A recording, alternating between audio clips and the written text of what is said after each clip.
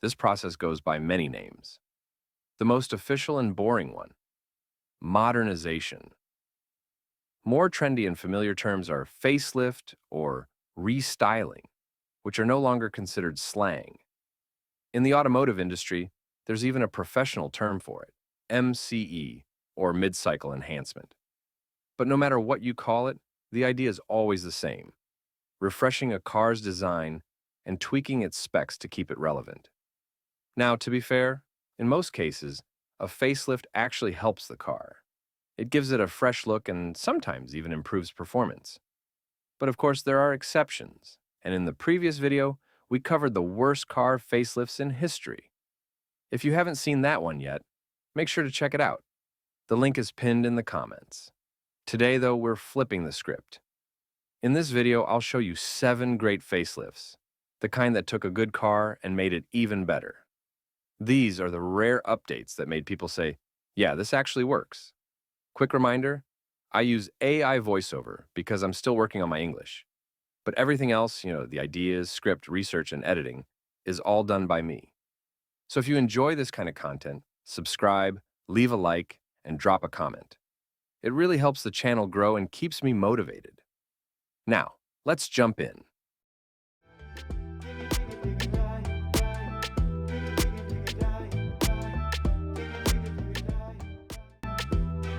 The first officially acknowledged UFO landing on Earth happened in the fall of 1955, or so it seemed to visitors of the Paris Motor Show, because no one could believe that the Citroen DS was made by humans. Its design and technological innovation were light years ahead of anything else on the road. It wasn't just a car, it was a vision of the future. But even a car as futuristic as the DS eventually became familiar. A decade later, its once stunning look had lost some of its shock value. And Citroën, struggling financially, couldn't afford to develop a new generation. That's when Robert Opron, a young designer with experience in the aviation industry, stepped in to give the DS a new lease on life. By today's standards, the 1967 facelift might seem minimal. The main change was to the headlights. But what a change! The twin round lights were now hidden behind a sleek glass cover, combined with updated turn signals and a redesigned bumper. These subtle tweaks gave the DS an entirely new expression, even more graceful and elegant. And it wasn't just about looks. The new headlights turned with the steering wheel, lighting up the road ahead in the direction of travel. This simple but brilliant system brought back the magic and made the DS once again a marvel of French engineering. It worked.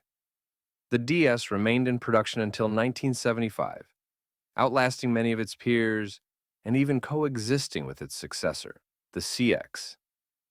Thanks to Opron's refined facelift, the DS became not only relevant again, it became timeless. A perfect example of how a subtle design update can elevate a car from iconic to legendary.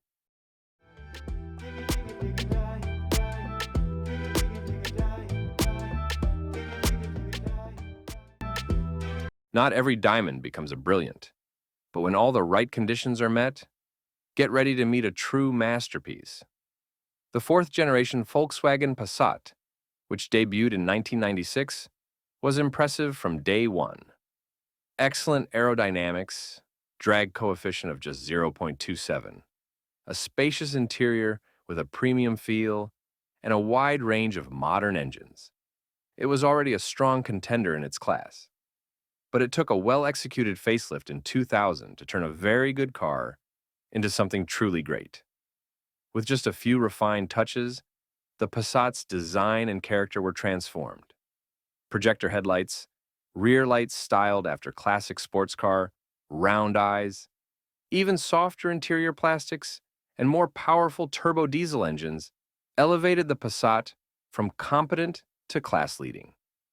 It became the most prestigious sedan and wagon in the mid-size class outside the premium segment, a title it arguably still holds today. Even more notably, the facelifted Passat B5 became the golden ratio for all Volkswagen sedans of the 2000s. Just think of how the flagship Phaeton looked. It seemed like a luxurious evolution of the B5's timeless design.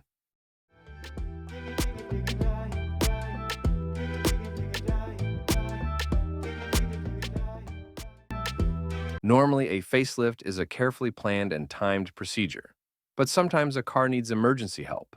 Fast. That's exactly what happened in 2000 when Subaru launched the second-generation Impreza in the GD body style. The Japanese clearly hoped to build on the success of the first Impreza, a true sensation both on rally stages and in dealership showrooms. Technically, the GD generation was solid, but visually, not so much.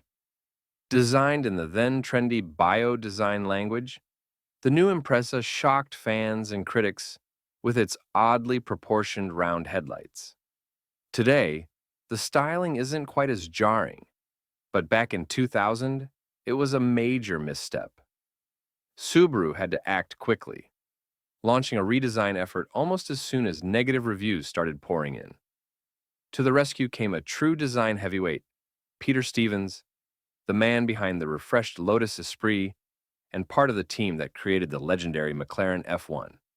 For someone of his caliber, fixing the Impreza's looks was a quick job, and by 2002, a facelifted model with more traditional headlights hit the market, calming the storm and restoring confidence in the Impreza name.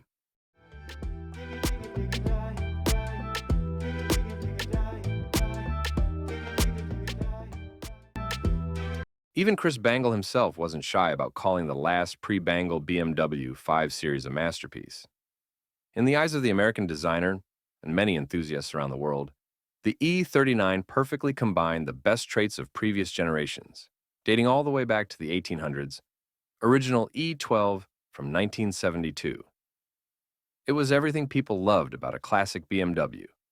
Balanced proportions, elegant lines, an unmistakable silhouette, precise handling, and that unique driving pleasure.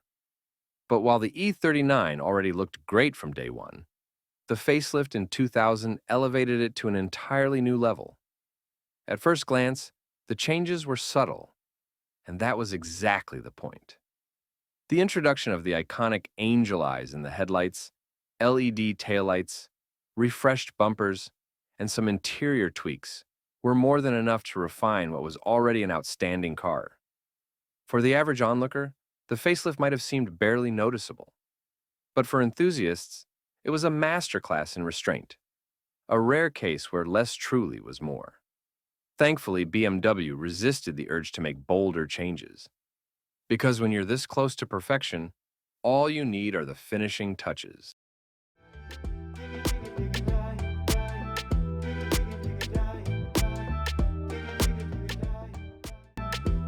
Few cars command as much respect as the Mercedes-Benz W124. Unveiled in 1984, it quickly became the benchmark for reliability, engineering precision, and that unmistakable German build quality. Its clean, purposeful design by Bruno Sacco embodied timeless elegance without shouting for attention. But even icons need a refresh. By the early 90s, the W124, though still revered, was due for a modern touch. In 1993, Mercedes carried out a significant facelift that would not only update the vehicle, but elevate it into a new era. It was then the W124 officially became known as the E-Class, setting the stage for a long-standing dynasty within the brand. The changes were subtle yet impactful. Smoother headlight and taillight designs, integrated fog lights, and a reworked grille gave the W142 a sleeker, more contemporary face. Inside, improved materials, updated controls, and enhanced comfort made the cabin feel more refined. Under the hood, updated engines and transmissions brought performance up to modern standards. This was one of those rare facelifts that didn't just improve looks, it redefined the car's position in the market. The W124 emerged more elegant, more advanced, and more desirable than ever, all while retaining the classic Mercedes essence. It's upgrades like these that turn a great car into a true legend.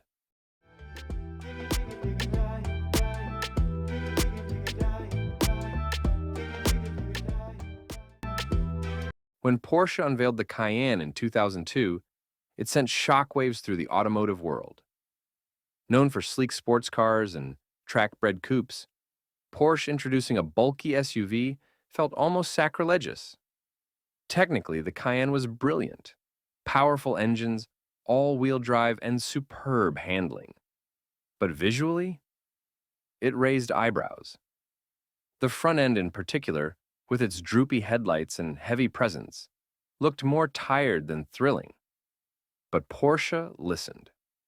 In 2007, they introduced a facelift that proved how thoughtful design changes could dramatically shift public perception.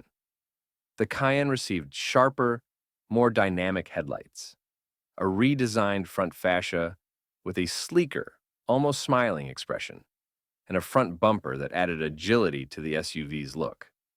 Subtle updates at the rear also helped streamline its presence. Underneath, the updates were just as meaningful. More powerful and efficient engines, refined suspension, and enhanced electronic driving aids. Cayenne didn't just drive like a Porsche anymore. It started to look like one too. This facelift was a turning point. It secured the Cayenne's place not as a controversial cash grab, but as a full-fledged, respected member of the Porsche family. And more importantly, it reminded the world that Porsche performance could wear more than just a low-slung coupe.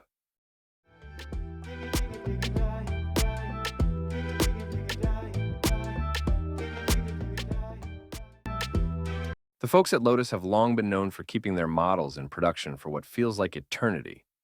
But the story of the Elise stands apart. When it launched in 1996, the tiny featherweight sports car was an instant darling among purists for its raw, honest driving experience.